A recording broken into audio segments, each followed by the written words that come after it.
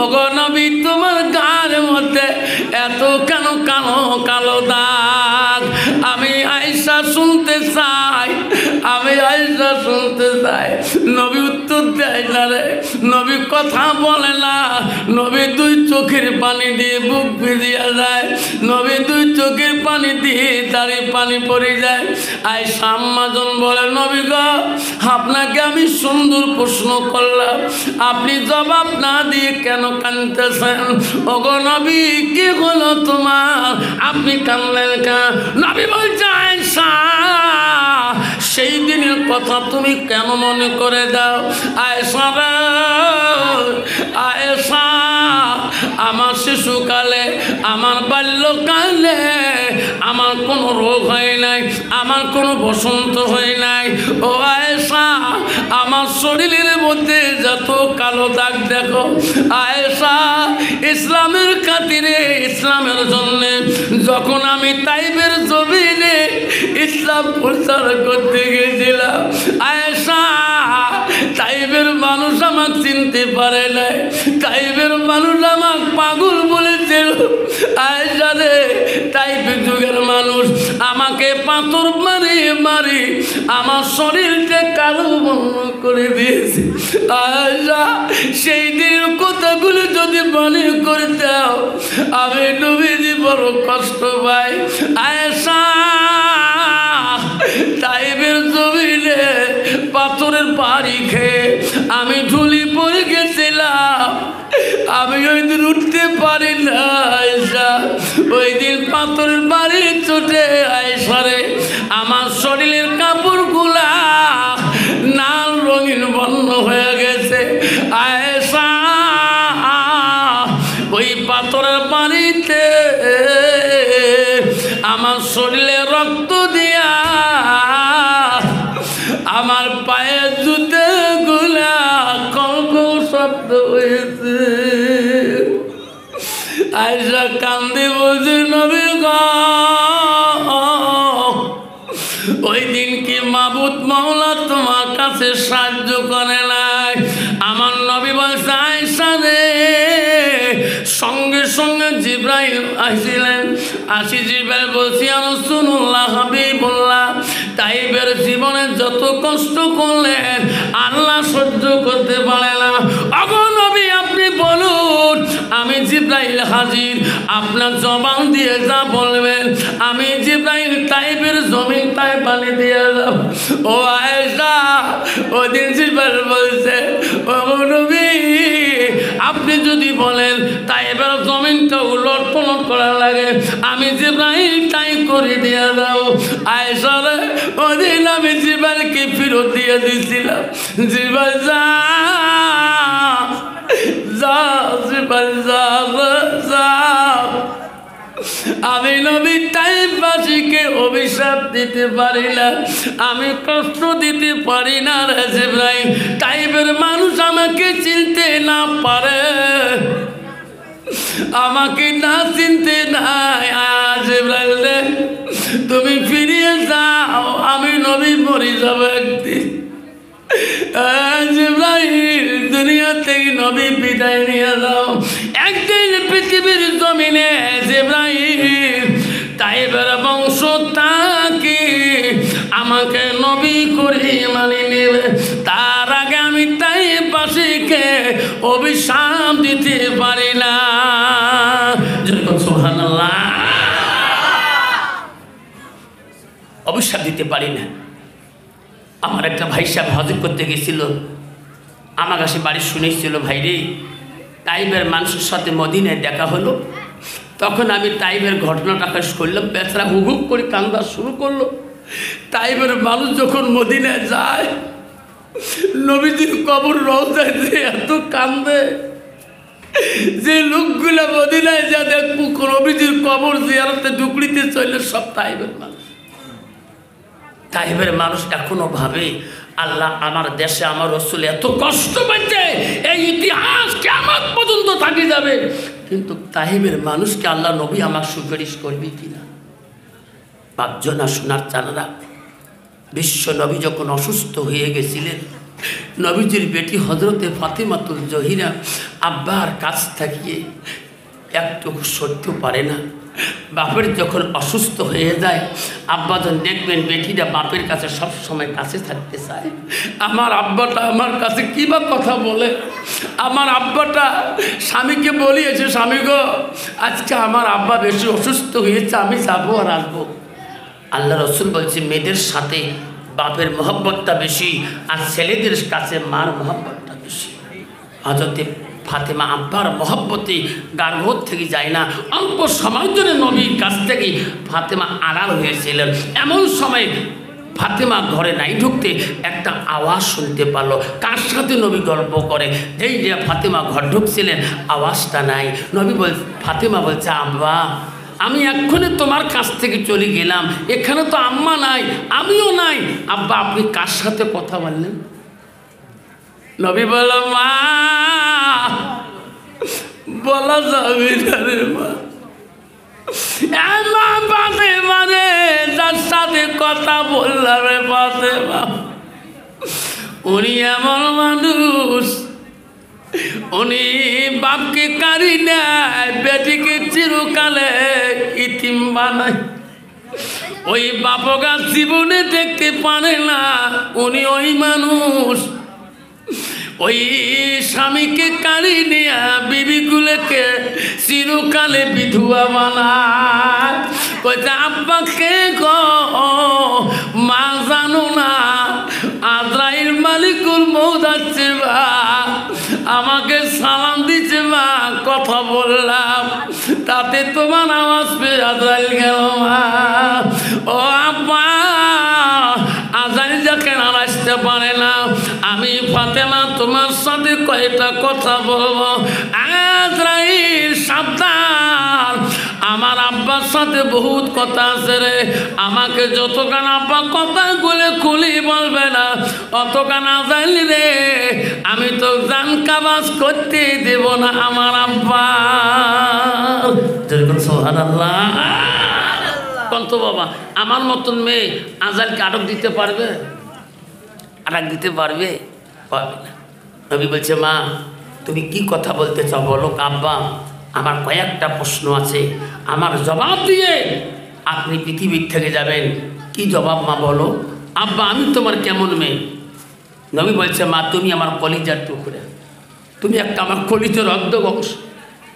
আব্বা গো আমি যদি কলিজার টুকরা হই, আব্বা কিয়ামতের ময়দানে হাজার হাজার উম্মত থাকবে, মানুষ থাকবে, আমি কেমন করে তোমাকে খুঁজে বার করব?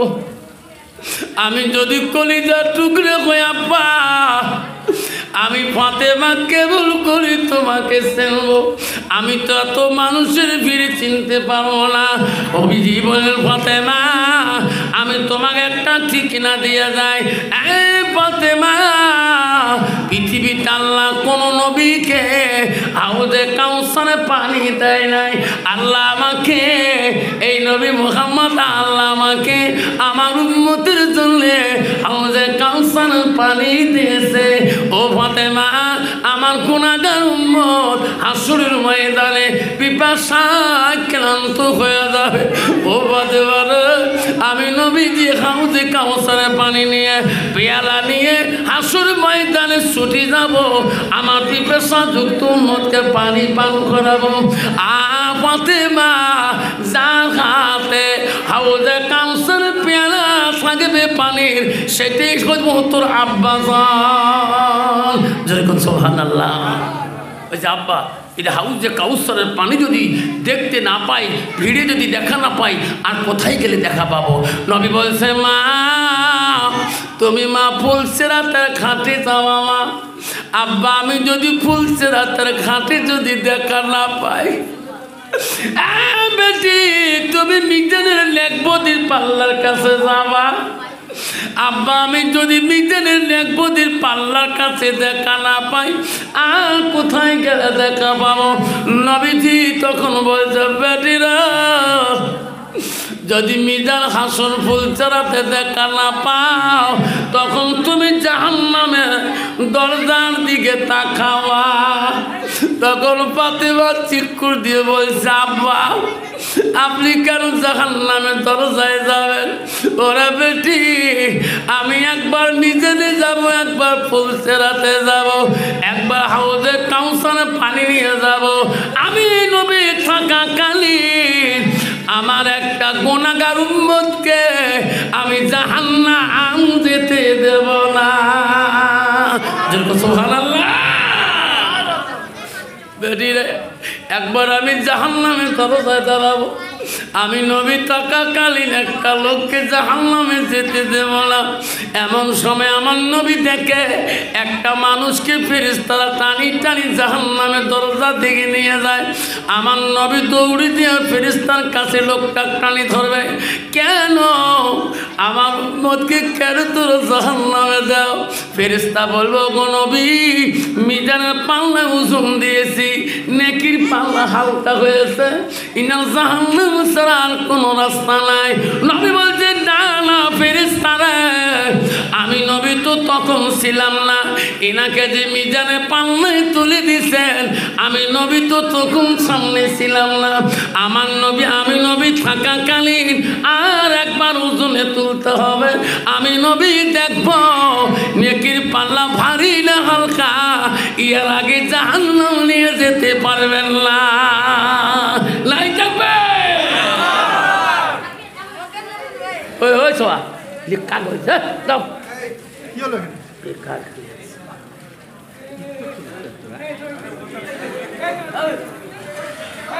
পিছনে যাও, পিছনে যাও, আগে দাও পিছনে যাও, ওই সাইডে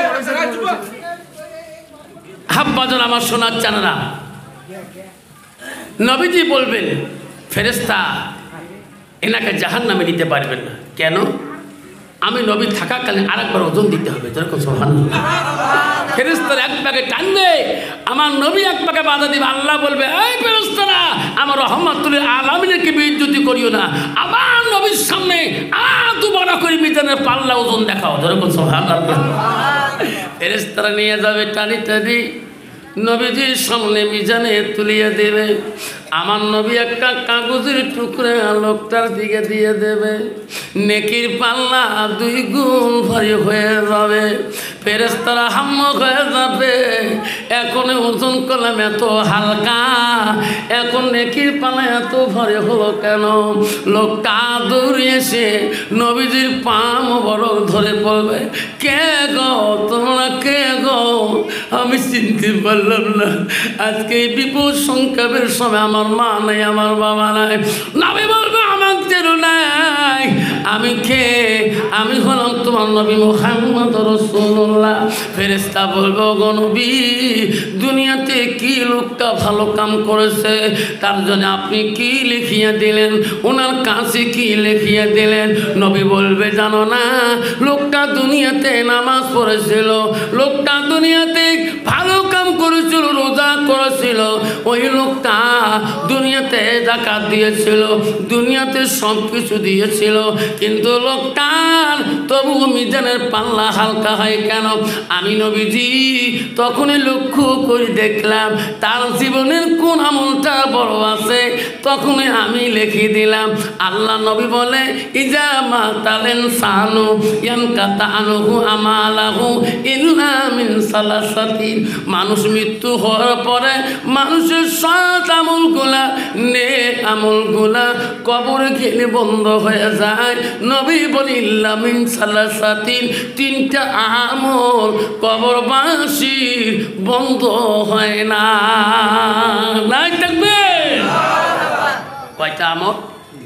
যেরকম কয়টা আমল? মা বারবার যে দেখছিলেন ছেলে ঘরে খুব ব্যস্ত, মা বলছে, বাবা আমি একটা কথা বলতে চাই, তোর কাছে আসি তখনই বন্ধু নিয়ে ব্যস্ত হয়ে থাকো। আমি লজ্জা পাই বাবা, তুমি একটা অফিসার মানুষ, তোমার সাথে কথা বলতে আমার ভয় লাগে। ছেলে দৌড়ি যা মা হাত দুইটা ধরছে, মা এই কথা এতদিন পরে কেন বললো? মা মা আমি তোর সন্তান, মা এই কথা আমার কাছে বললে লজ্জা পাই। মা আমি নিজের চোখকে দেখলাম, মা তুমি এক এক করে 3 বার আমার রুম থেকে ঘুরে আসলে কেন? মা কইছে, বাবা তুমি সবসময় বন্ধু নিয়ে থাকো, আমি মা একটা মূর্খ মানুষ, যদি কোনো কথা বলে যদি তুমি আমি একটা অন্যায় কথা কয়ে ফেলাম, সেজন্য ভয়ের চোটে বলি না। মার হাত ধরি বলছে, মা বলো না, কি বলতে চাও? মা বলছে, মানিক রে, ছোটকালে আব্বা হারাইছো,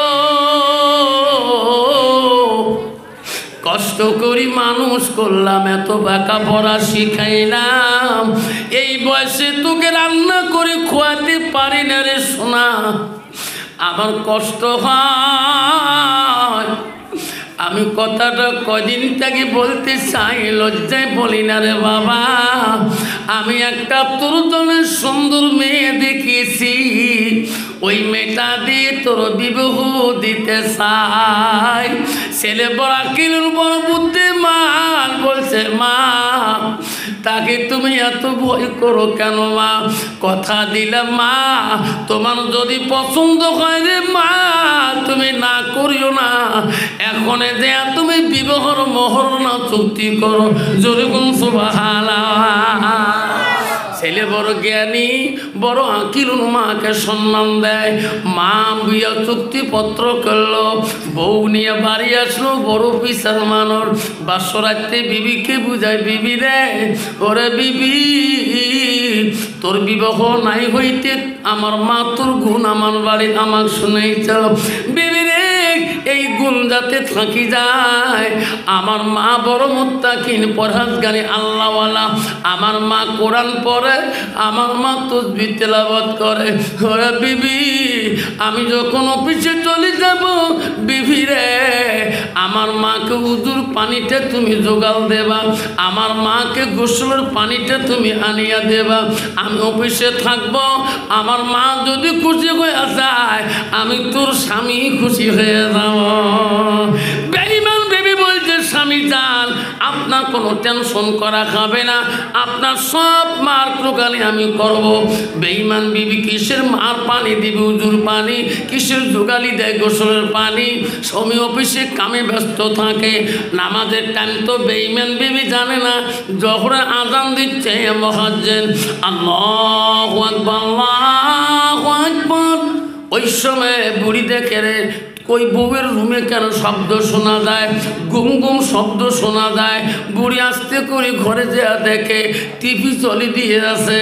কইছে, বৌমা, মুয়াজ্জিন আজান দিচ্ছে, মা টিভিটা বন্ধ করো। মা, আমার বাড়িতে টিভি চলবে না মা, মা উজু করো, মা একসাথে নামাজ পড়ি। বউ ধমক দিয়ে বলছে, বুড়ি, আমাকে নামাজের কথা লাগবে না, বলাও খাবে না। আপনি বুড়া মানুষ, জীবনে কত পাপ করছেন, তোমার চিন্তা তোমরা করো, আমার চিন্তা করা খাবে না। আমি আজকে সিরিয়াল আমি ছাড়তে পারবো না। বুড়ি ওইভাবে যখন নামাজ পড়লে আবার আসলে আজান দেয়, আবার যে দেখে ওই সিরিয়াল নিয়ে বসে আছে, আজানের টাইমার। বৌমা বেঈমান বোঝে না। লাস্টে শ্বশুরি বলছে, মা, আমার বাড়িতে গত বাজবে মা, ও মা, তুমি এত বড় আজাব বানিও না। মা, আমার বেটা বহুদূর চাকরি করে, মা তুমি উজু করে আসো, মা আল্লাহর কাছে দোয়া করো, মা তোমার স্বামীকে আল্লাহ হেফাজত করবে। কয়েছে, বুড়ি রে, আজকে তোর জন্য সিরিয়াল দেখতে ভালো করে পাইলাম না, সারাদিনে প্যান প্যানি, সারাদিনের গেদর গেদর সহ্য হয় না, রাগ করি। বুড়ির কাছে বলছে, বুড়ি মনে রাখিস, তোর বেটা তোর কাছে বড় আদরের পাত্র না। আজকে আমি চিরকালের জন্য তোর বেটার সাথে ফাইট বাজে দেব। জীবনে তোর বেটা তোর মুখের দিকে তাকাইবে না, তোর মা করিও ডাকবে না। বেঈমান বই বউ রে, ঘরের ভিতরে যা টিভির কেবলটা ছিঁড়ি ফেলে দিয়ে, আস্তে করি ঘরের লক করে দিয়ে, রান্না বান্না বন্ধ করে দিয়ে ঘুমিয়ে পড়ল রে। স্বামী বাজার করি বাড়ি আসলেন, অফিস করলেন, বাজার করি মাছ মাংস নিয়ে বাড়ি আসি ঢাকায়। নতুন স্ত্রী গো, নাম ধরি ঢাকা, বিবি রে, দরজা খুলি দাও, এত সকালে তুমি কেন ঘুমাইছো? দেখো মাছ আনছি, মাংস আনছি, রান্না করো রে বিবি, আমার মাটা খাবে, আমি খাবো, তুমি খাওয়া। বেঈমান বিবি শোনে না, দরজাও খোলে না। আবার বলে, বিবি রে, তুমি বিরাও, দরজা খোলো, দেখো দেখো কত রঙের সবজি আনছি, ও বিবি তুমি রান্না করো, আমি খাবো, আমার মা খাবে, তুমি খাবা। বেঈমান বিবি দরজা খোলে না, আবার তৃতীয়বারে ডাক দিয়েছে। ডাক দেওয়ার সাথে বেঈমান বিবি দরজা খুলি, বাইরে লাইট জ্বলে দিছে, ঘরের লাইট জ্বলে দিয়ে দৌড়ি টেবিলের কাছে বিবি গেছে, একটা খাতা একটা কলম আনি স্বামীর হাতে দিয়েছে। স্বামী গো তাড়াতাড়ি দরখাস্তটা লেখো, কেন কেন দরজা খুলি দেই নাই, তারপরে খুলি বলবো। কি লিখবো বিবি রে? ও স্বামী আমাকে 3 তালাক দিয়ে দাও, বাইন করে দিয়ে সই করে দাও, এই বাড়িতে থাকতে পারবো না, তোমার মার জ্বালা যন্ত্রণা, তোমার মত সারা সহ্য করতে পারি না। ও স্বামী গো আপনি অফিস যাওয়ার পরে তোমার মা আমাকে মারপিট করে, আমার জাত বংশ হাত তোলে, আমার মার জাত তোলে, আমার বাবার জাত তোলে। আর স্বামী আমি এক বাবার একটা মেয়ে।